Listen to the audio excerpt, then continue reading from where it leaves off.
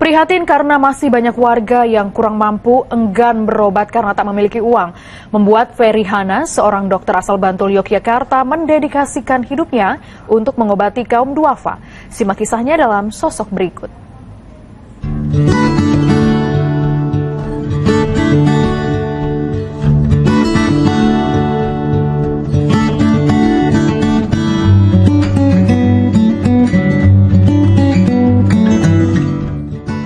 Sekilas, klinik pengobatan di Dusun Sumberan Ngesti Harjo, Kasihan, Bantul, Yogyakarta ini tak berbeda dengan klinik-klinik kesehatan lain. Ada yang istimewa dari klinik ini. Ya, siapapun yang berobat di tempat ini boleh membayar seikhlasnya. Bahkan jika tidak mampu, maka ia bisa berobat dengan gratis tanpa perlu membayar sepeser pun. Klinik ini didirikan oleh Ferry Hana, seorang dokter lulusan Fakultas Kedokteran Universitas Islam Yogyakarta. Pengalaman hidup dan keprihatinannya melihat warga yang kurang mampu enggan berobat karena tidak memiliki uang, membuat Ferry Hana mendedikasikan hidupnya untuk mengobati kaum duafa. Saya itu lahir dari keluarga yang tidak miskin sih, tapi dengan kehidupan yang bapak saya pegawai negeri, bahasanya rendah gitu ya. Saya pernah dulu berobat gitu. Ya sering sakit gitu kan, jadi saya ngerti bagaimana beratnya orang berobat. Kemudian waktu saya pendidikan, saya memiliki guru-guru juga yang mereka tidak memberikan tarif kepada pasien. Itu yang menjadikan saya bersemangat untuk ingin bertekad pada waktu itu, bilang ke orang tua saya, besok kalau saya jadi dokter, saya seperti ini, ya ini pilihan, sepertinya bagi saya ini pilihan hidup saya itu ya begini ini gitu. Setiap harinya ada puluhan pasien dari berbagai latar belakang dan keluhan berobat ke klinik ini. Kalau ada orang berobat tidak terbebani, kemudian sembuh, dia bahagia, itu saya itu lebih terharu gitu. Nah, itu makanya saya semangat terus itu karena ya itu tadi alasan-alasan itu. Saya kan tidak bisa kita duafa aja yang datang kan gitu. Jadi semua orang boleh berobat. Di sini itu mau kaya mau miskin monggo saja berobat. Tapi memang saya tidak pungut biaya. Kalau nggak mampu ya gratis. Kalau dia mampu, misalnya mampu secara penampilan tampak mampu dan dia mau bayar misalnya, monggo. Tapi saya nggak matok, silahkan ada kotak infak di depan sana. Di awal mendirikan klinik pengobatan gratis ini, Ferry Hana harus bekerja keras, memenuhi biaya operasional klinik, terutama untuk membeli obat-obatan. Bahkan ia pernah mengalami titik terendah ketika mendirikan klinik pengobatan gratis ini. Tapi saya pernah benar-benar ibaratnya habis gitu ya. Secara keuangan itu nggak ada, obat habis, tinggal sedikit. Nah itu pada tahun sekitar, seingat saya 2013-an. Saya minta, waktu itu sudah bingung. Bapak saya sudah membantu, bapak saya kan waktu itu belum pensiun, jadi masih membantu saya untuk beliin obat, nutupin obat. Padahal saya sudah bekerja di klinik dan rumah sakit, tapi tetap saja tidak mencukupi. Akhirnya saya minta, ya Allah saya butuh betul-betul habis itu, saya nangis gitu, ya Allah saya udah nggak punya uang lagi lah ya. Ini kalau berobat untuk berjalan lagi udah nggak bisa, sepertinya sulit untuk bisa membantu. Kehadiran klinik pengobatan gratis tentu saja sangat membantu warga yang ingin berobat untuk mendapatkan pelayanan kesehatan yang terjangkau. Karena ya gratis, terus ya enaklah pelayanannya. Dokternya juga bagus, pelayanannya ya bagus-bagus lah. Salah satunya ya kan seikhlasnya gitu loh. Itu kan sesuai istilahnya kemampuan kita gitu. Itu ya kebetulan juga cocok, itulah yang jelas. Ya terima kasih banyak sudah membantu kesehatan saya, terus untuk orang yang kurang mampu juga semoga Allah yang membalas kebaikan kepada beliau semua.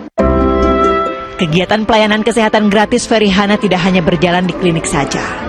Ia juga rutin menggelar pengobatan gratis di pelosok-pelosok desa lewat kegiatan bakti sosial bersama rekan-rekan tenaga kesehatan lain.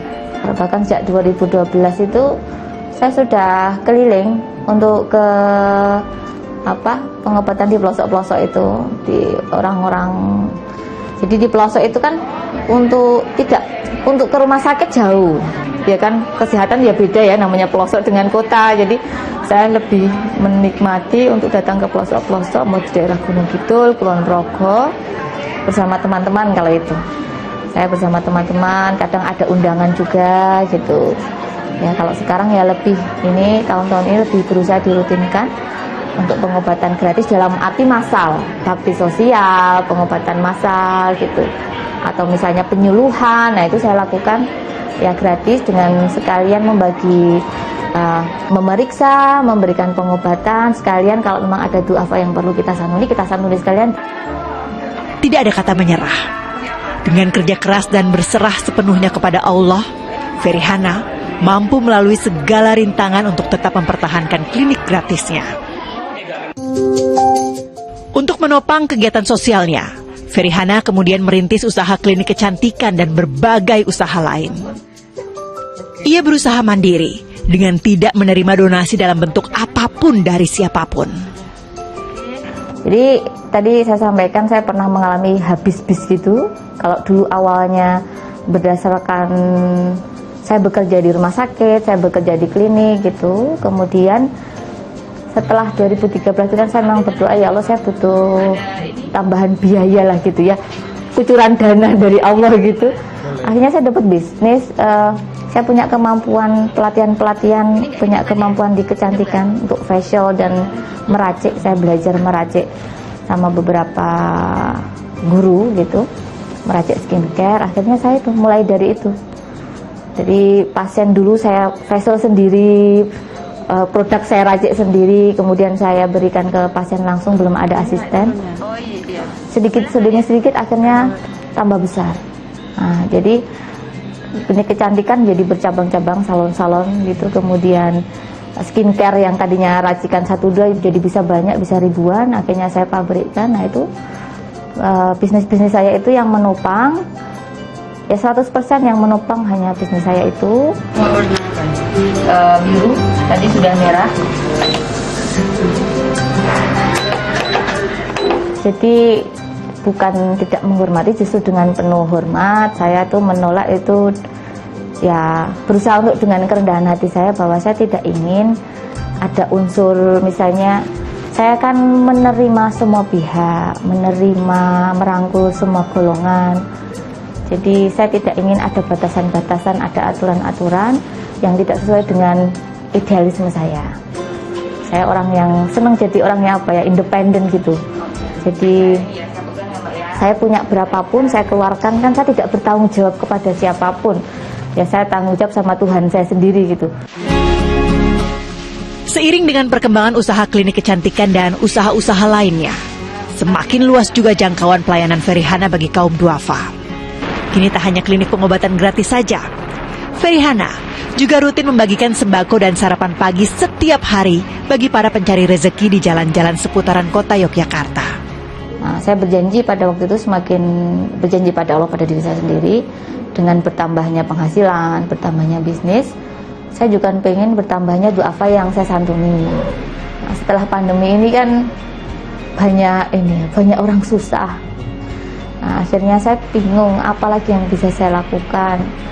Nah, alhamdulillah ada kegiatan setiap pagi bagi sarapan gratis untuk orang jalanan, penyapu jalanan, Pak becak itu kan kalau pagi mungkin belum makan gitu ya, tukang-tukang sampah itu pagi belum makan, ya kita kasih.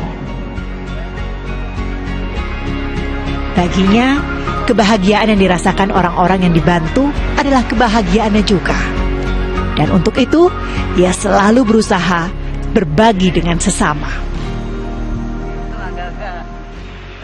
Saya ingin mati masuk surga, saya tidak ingin Allah menghukum saya di akhirat, ingin selamat gitu. Saya ingin jadi orang yang, ya saya bahagia, orang tuh bahagia, saya sehat, orang sehat. Saya ingin melakukan yang terbaik di hidup saya yang cuma satu kali ini. Yang terbaik itu ya totalitas, yang saya mampu, yang semampu saya, sekuat saya.